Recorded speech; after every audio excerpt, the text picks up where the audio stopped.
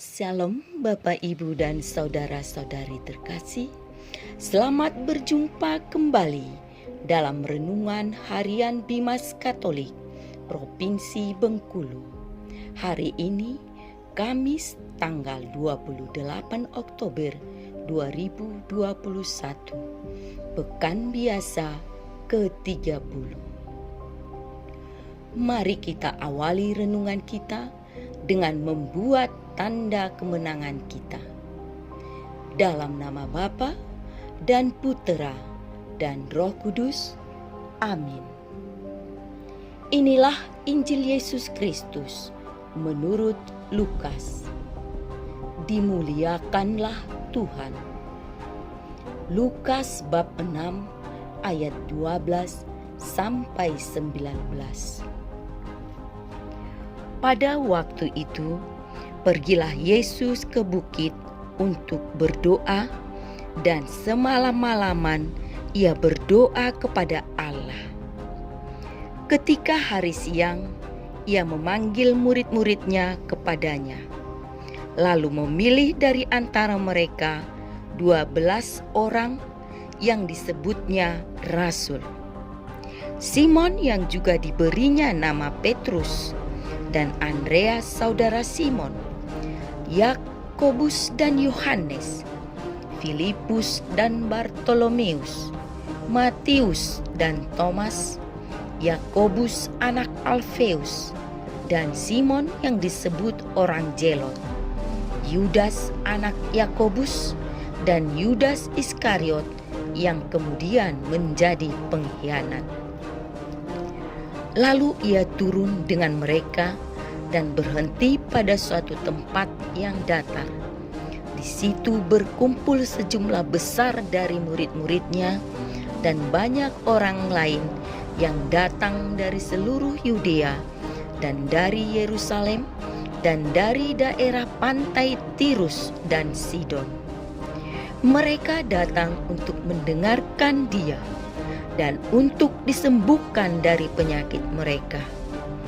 Juga mereka yang dirasuk oleh roh-roh jahat beroleh kesembuhan. Dan semua orang banyak itu berusaha menjamah Dia, karena ada kuasa yang keluar daripadanya, dan semua orang itu disembuhkannya. Demikianlah Injil Tuhan. Terpujilah Kristus.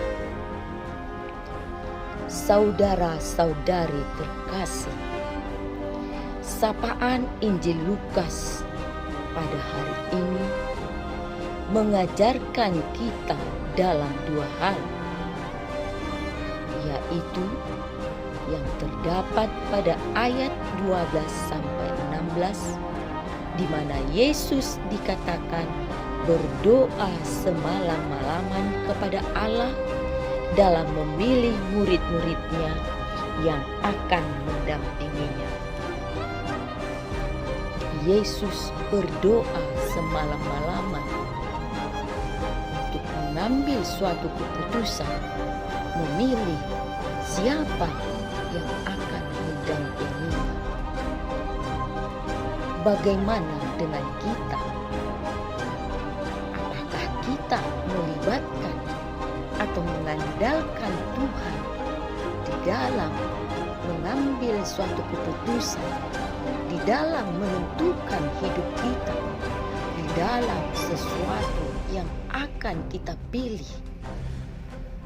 Ataukah kita hanya mengandalkan kekuatan dan pikiran kita saja?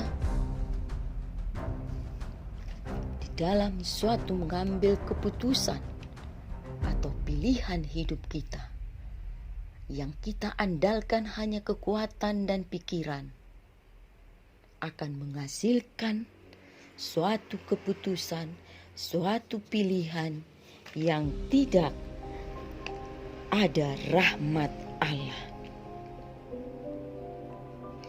Dalam ayat 12 sampai 16 ini, Yesus mengajak kita untuk selalu melibatkan Allah mengandalkan Allah dan memohon kepada Allah agar Allah menerangi dan membuka pikiran kita dalam mengambil suatu tindakan, keputusan, dan pilihan kita, agar keputusan kita dipenuhi oleh rahmat Allah.